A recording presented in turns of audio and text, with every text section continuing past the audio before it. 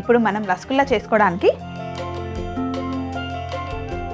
పాలు కావాలి ఫస్ట్. అయితే రసగుల్లా చేసుకోవడానికి ఆవు పాలే కావాలి, బర్రెపాలతో చేస్తే రాదు, ఆవు పాలే తీసుకోవాలి. ఒక గిన్నె తీసుకొని పాలని మనం వేడి చేసుకోవాలి. ముందుగానే కాగబెట్టి చల్లార్చుకున్న పాలు మళ్ళీ ఒకసారి మరగబెట్టుకోవాలి. ఇప్పుడు పాలని బాగా మరగబెట్టుకోవాలి. నేను తీసుకున్నవి 2 లీటర్ల పాలు, చిక్కటి పాలు.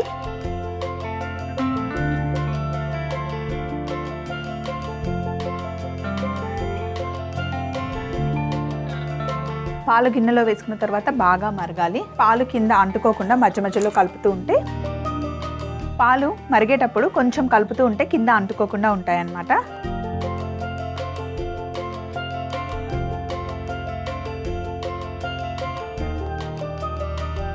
పాలు బాగా మరిగాయి కదా, ఇప్పుడు మనం ఇందులో కొంచెం వెనిగర్ కావాలి. అయితే వెనిగర్ని డైరెక్ట్గా వేయకుండా కొన్ని నీళ్లు వేసుకోవాలి, డైల్యూట్ చేసుకోవాలన్నమాట. పల్చగా చేసుకోవాలి.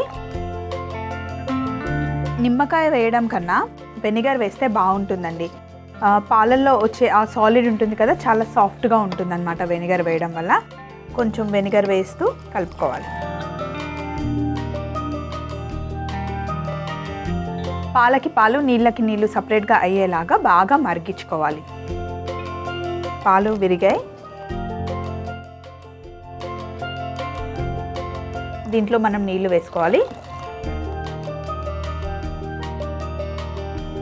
ఒకసారి పాలు విరిగిపోయిన తర్వాత స్టవ్ ఆఫ్ చేసేసి, ముందుగానే ఇక్కడ అన్నీ రెడీ చేసి పెట్టుకున్నాను.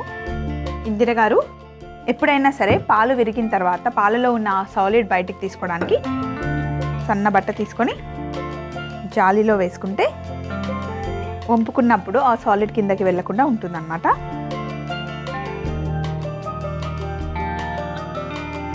కుండ కదలకుండా కుదురు పెట్టుకుంటే స్టడీగా ఉంటుంది.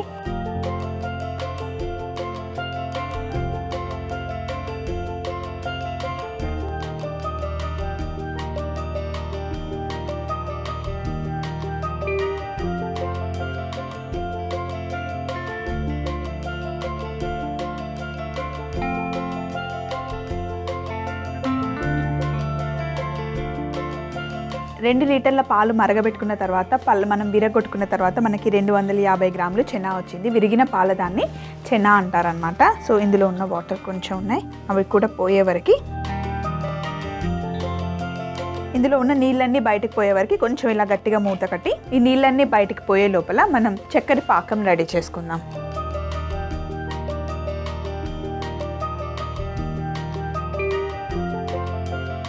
పొయ్యి మీద కుక్కర్ పెట్టుకొని స్టవ్ ఆన్ చేసి ఇందులో ఒక బౌలు చక్కెర,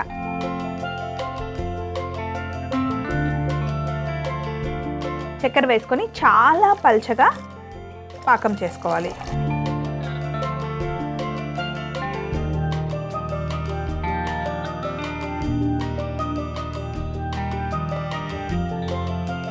చక్కెర పాకం అవుతూ ఉంటుంది. ఈలోపు ఒక బౌల్ తీసుకొని ఇందులో చెనాని వేసేసుకోవాలి. చెనాని వేసేసుకుందాం.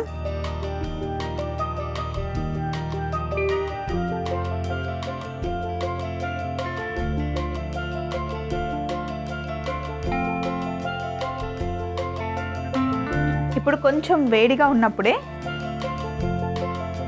మనం చక్కగా నీడ్ చేసుకోవాలి.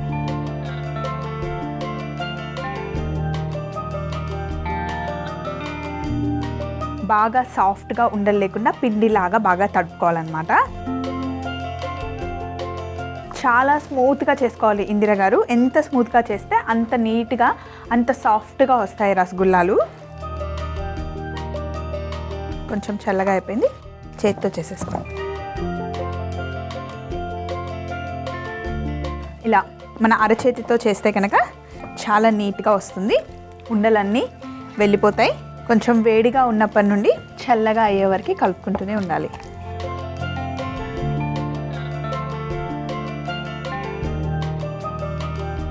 నీట్గా చేసుకున్న తర్వాత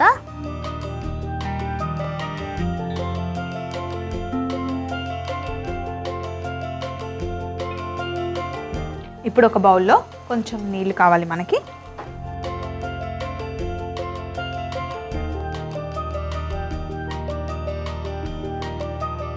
చేతికి కొంచెం నీళ్లు తీసుకొని ఇప్పుడు రౌండ్గా చిన్న చిన్న ఉండలు చేసుకోవాలి. కొంచెం ఇది మనం చక్కెర పాకంలో వేసాక కొద్దిగా ఉబ్బుతాయి. ఈ సైజులో ఉండలు చేసుకోవాలి. ఇలా ఉండలు చేసుకున్న వాటిని డైరెక్ట్గా మరుగుతున్న చక్కెర పాకంలో వేసుకోవాలి.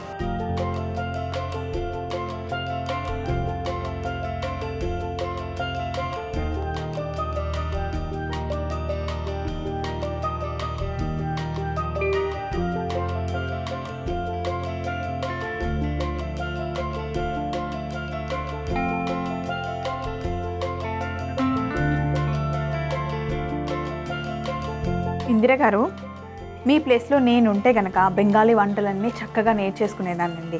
అంటే నాకు తెలిసి వాళ్ళు వెళ్ళిపోతారనే ఐడియా లేదేమో మీ ఆంటీ వాళ్ళు. తెలుసుంటే మేబీ మీరు కూడా నేర్చుకునే వాళ్ళేమో. కానీ ఈసారి వాళ్ళు కనిపించినప్పుడు అస్సలు వదలకండి. మీకు ఏ అయితే రెసిపీస్ మిస్ అవుతున్నారో మళ్ళీ ఆంటీని అడిగి నేర్చుకోండి. అండ్ నాకు కూడా ఏ రెసిపీస్ నేర్చుకున్నారో మళ్ళీ ఉత్తరం రాయండి. అన్ని ఉండలు చక్కెర పాకంలో చేసి వేసుకోవాలి. ఇలా అన్ని ఉండలు చేసి చక్కెర పాకంలో వేసుకున్న తర్వాత ఒకసారి హ్యాండ్ వాష్ చేసుకుందాం. ఇందిర గారు, మనం చైనా ఉండలు ఉన్నాయి కదా, చక్కెర పాకంలో వేసుకున్న తర్వాత చాలా చాలా సాఫ్ట్గా ఉంటాయండి. కొంచెం మెల్లిగా కలుపుకోవాలి. చక్కగా చక్కెర పాకంలో ఉండలన్నీ చక్కగా ఉడకాలన్నమాట. పెద్ద మంట పెట్టేసి బాగా ఉడకబెట్టుకోవాలి. ఒకవేళ నీళ్ళు దగ్గరగా వచ్చేస్తే మళ్ళీ కొంచెం మనం నీళ్ళు యాడ్ చేసుకోవచ్చు. రసగుల్లా ఉడుకుతూ ఉన్నప్పుడు మనం ఇంకొక స్టెప్ చేసుకోవాలి. కొంచెం మైదా పిండి కావాలి మనకి.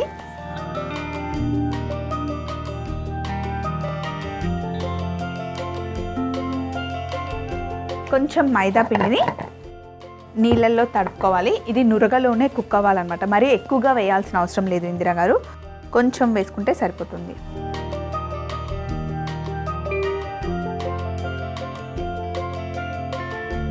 ఇందులో మనం నీళ్లు వేసుకొని స్లరీ చేసుకోవాలి చాలా పల్చగా.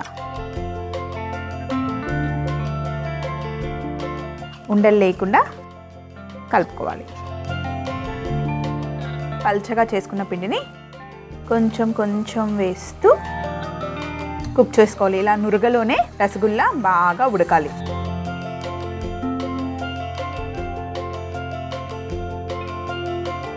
ఇలా మనం పెద్ద మంటలో కుక్ చేస్తాం కాబట్టి చక్కెర పాకంలో ఉన్న నీళ్ళన్నీ ఆవిరైపోతాయి. అందుకని మళ్ళీ కొన్ని నీళ్ళు యాడ్ చేసుకోవాలి. మనం మళ్ళీ ఎక్స్ట్రా నీళ్ళు యాడ్ చేసాం కదా, ఆ నీళ్ళు మళ్ళీ మరిగిన తర్వాత అప్పుడు మైదా పిండిని యాడ్ చేయాలి. మళ్ళీ చక్కెర పాకం ఉడకడం స్టార్ట్ అయింది కదా, ఇప్పుడు పైన నుండి మళ్ళీ కాస్తంత మైదా పిండి, పల్చగా చేసుకున్న మైదా పిండి స్లరీ మళ్ళీ పైనుండి వేసుకోవాలి. ఇప్పుడు కుక్కర్ పైన విజిల్ తీసేసి ఓన్లీ కుక్కర్ మూత పెట్టుకొని ఒక 10-12 నిమిషాలు ఇలాగే ఉడకబెట్టుకోవాలి. ఒక 10 నిమిషాలు ఉడికాయి. ఇప్పుడు మనం స్టవ్ ఆఫ్ చేసేసుకొని రసగుల్లాలు చల్లగా అవ్వాలి. అయితే మనం ఇంట్లో హోమ్ స్టైల్ చేస్తున్నాం కాబట్టి ఇందిర గారు కుక్కర్లో పెట్టాను నేను. బయట అయితే ఎక్కువసేపు ఉడకబెడుతూనే ఉంటారు, చాలా టైం పడుతుంది. ఇలా ప్రెషర్ కుక్కర్లో పెడితే తొందరగా అయిపోతాయి అన్నమాట. 15 నుండి 20 నిమిషాలు అలా వదిలేస్తే అవి చల్లగా అవుతాయి. మరి వెయిట్ చేద్దాం.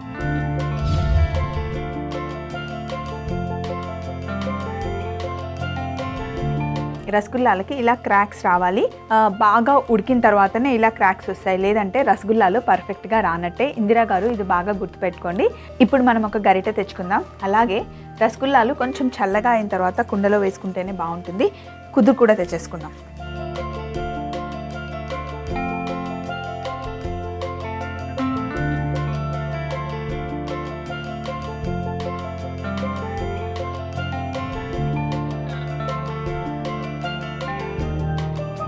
ఇంకా చల్లగా అవ్వాలి. వేడిగా ఉన్నప్పుడు కనుక కుండలోకి తీసుకుంటే కొంచెం మెల్లిగా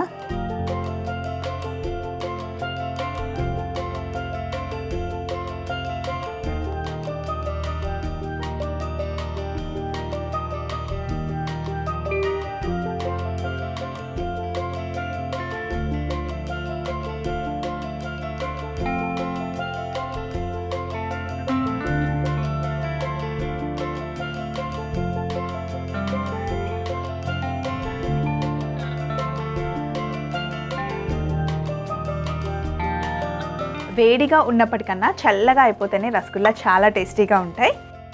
చూసారు కదండి ఇందిర గారు, పక్కన ఆంటీ వాళ్ళ ఇంట్లో తిన్నారు కదా, అలాగే అనిపిస్తున్నాయి కదా. మీరు కూడా చేయండి, అదే టేస్ట్ వస్తుంది ఆంటీ వాళ్ళు కలిసినప్పుడు. మరొకసారి తప్పకుండా గుర్తు చేయండి, నేను కూడా రసగుల్లా నేర్చుకున్నానని చెప్పి. ఇప్పుడు ఒక చిన్న రికాప్ చూడండి. రసగుల్లా తయారీ విధానం: ముందుగా ఒక గిన్నెలో పాలు వేడి చేసుకొని వెనిగర్లో నీళ్ళు యాడ్ చేసుకొని మరుగుతున్న పాలల్లో వేసుకొని పాలు విరగొట్టుకోవాలి. అలా విరగొట్టుకున్న పాలని ఒక బౌల్లోకి నీళ్లు సపరేట్గా, సాలిడ్ని సపరేట్గా తీసుకోవాలి. ఇలా సపరేట్గా తీసుకున్న సాలిడ్ని చెనా అంటారు. ఈ చెనాన్ని ఒక బౌల్లోకి తీసుకొని బాగా నీడ్ చేసుకొని ఉండలుండలుగా చేసుకొని మరుగుతున్న చక్కెర పాకంలో వేసి 10 నుంచి 20 నిమిషాలు ఉడకబెట్టుకోవాలి. ఒకసారి ఉడికిన తర్వాత పల్చగా కలుపుకున్న మైదా పిండి స్లరీని కొంచెం కొంచెం వేసి కలుపుకొని కుక్కర్ విజిల్ లేకుండా మూత పెట్టి 15 నుండి 20 నిమిషాలు ఉడకబెట్టుకుంటే రసగుల్లా రెడీ అవుతుంది.